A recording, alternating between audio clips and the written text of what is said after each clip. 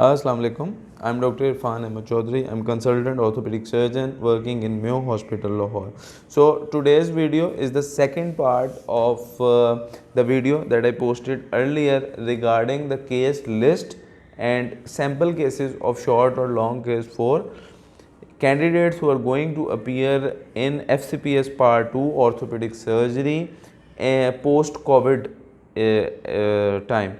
So this video will also be helpful for the MS candidate as well, because I think most probably this attempt will be conducted same as CPSP is conducting paper patients.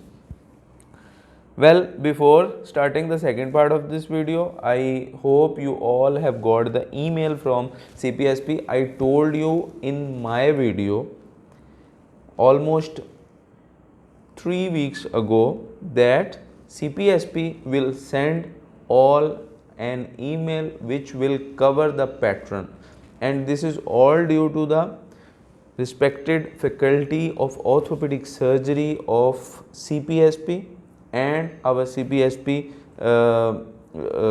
Khalid Masood Gondal Sahab. So we are very thankful that they are taking this exam as like their own children are going to appear in the exam.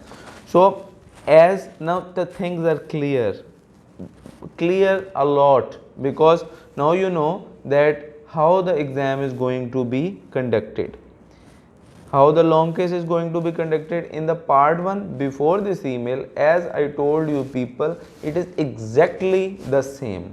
And now the short case, I will give you a brief short case example. Let's suppose there is a short case of wrist drop.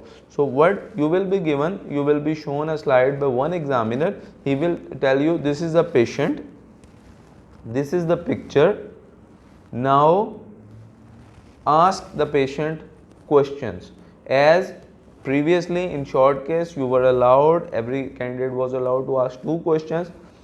So there are 2 possibilities. Either the examiner will tell you the 2 history points that he has wrist drop for the last 2 years and there was fracture of the humerus, or he will ask you, this is a patient, what question will you ask, and the same question, how it happened, when it happened, what is the issue causing you now.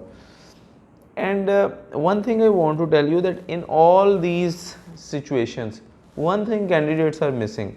You must tell the examiner, either in the short case or long case, first of all I will introduce myself and take consent. Then I'll ask these 2 questions: what is the issue, when it started, what is causing, what this issue is causing now. So that's it. Now examiner will say, how will you proceed for clinical examination? You have to narrate the points. If there is a case of wrist drop, then you will start. I will do the inspection of the wrist from dorsum, palmar, from radial aspect, ulnar aspect, 4 aspects I will inspect. And there is obvious finding that the patient has a wrist drop on the left side. Okay, then palpation, you will say, I will palpate the bony points. Now as I mentioned in my book Surviving Orthopedics, in wrist drop we palpate starting from the humerus shaft, because I have seen many cases and you people must have seen as well that there is malunited humerus fracture and the patient comes with wrist drop and the candidate just focus on the wrist and doesn't look get any look on the humerus. So remember how to take this case. You will palpate humerus, then the elbow, then forearm, wrist and all this. So palpation, the same thing, temperature, tenderness, pulsation. There are no specific measurements in short case like this. And then no need for lymph node if there is no previous scar mark and all that. Then the sensation. You will screen all the 3 nerves by checking the sensation in the autonomous zone and then going through the motor screening, the 3 tests which are also mentioned in book. Then you will shift to, you have done this, no need for reflexes, but you can tell that I can also check the reflexes. Then you will go for the movements. You will say, I will go for active and passive movements as I mentioned in my book. Then you will go and you will say during active and passive movements I will check the extension of the finger is absent, extension of the thumb is absent, extension of the wrist is absent, and you will screen all these. These are basically the special test of radial nerve as well. And then in the end, the most important point in these examination, as I have also mentioned in my book, tendons to be transferred, these must be checked, because what you are going to do, brand transfer, Boyce transfer or whatever, you have to tell that I am going to inspect these. So this is the sample of short case. Now you have completed. The second examiner will ask you, okay, what is your differential diagnosis? You will give the differential diagnosis. He will go and then ask what investigation would you like to have. Start with the radiograph and then nerve conduction study. He will tell you that these are the nerve conduction study, these are the x-rays, look at the x-rays and tell me. Then as you know the duration already, then the viva will continue, and that is that will go usually as the viva of all the short cases go. It is up to examiner what questions he asks. I don't know whether the CPSP will give the examiner viva questions as well or not, because previously the CPSP only in talks the questions and answers will be were there, but in viva of short and long case it was the examiner who generates the discussion.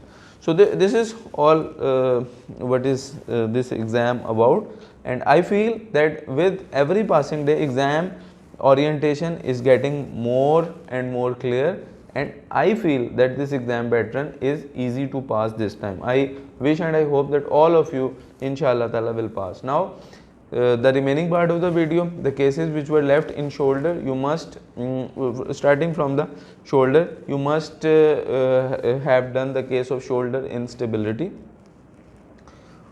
old or chronic shoulder dislocation, rotator cuff injury, and in shoulder the other thing you can have these are the main cases, and brachial plexus injury, but now the chances are less of brachial plexus injury because it's not easy to give the patient in videos and picture form, but still remember this: shoulder dislocation, recurrent shoulder instability, rotator cuff injury, and brachial plexus injury. Now coming on to elbow, very important: stiff elbow, cubitus varus valgus, old Montegia fracture dislocation, and malunited fractures at the elbow. They are very important, malunited fractures. So and then coming on to, let me look at my list. Yeah, these are the cases. I have also written these cases. Then coming on to spine, remember cervical spine is very important, thoracic outlet syndrome is important. Now it's important. Cervical myelopathy, important case, you must do it.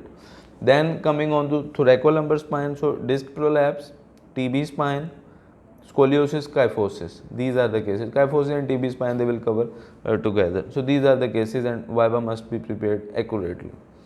Now we have covered all the areas and joints of the body. Some miscellaneous cases. Osteomyelitis, you must remember osteomyelitis can be in exam. Then coming on to neuromuscular diseases, CP, polio, DDH, and few conditions like hemimelias, these are also important, tibial hemimelias or pseudoarthrosis, these are important cases. Then other miscellaneous cases, non-union and malunion, they will be together. So these are very important, and if I am missing something else from my list, let me check. Yes, these are almost complete. Now few cases of very important cases, torticollis can be a favorite case. I have told you already about the VIC. Now coming on to tumors, remember there most probably there will be a question from, there will be a case from tumor among the short or long case. So these all things are basically due to the understanding of the exam that I feel will happen hopefully there. I hope to meet my colleagues at Lahore Center. I will come as a support at the end of the exam to meet my colleagues. So In tumors, the hot favorite GCT, osteosarc, chondrosarc, Ewing's, some unusual tumor. Be ready for some unusual tumor, I will say. So keep one day or at least half day for tumors nowadays and discuss it in detail.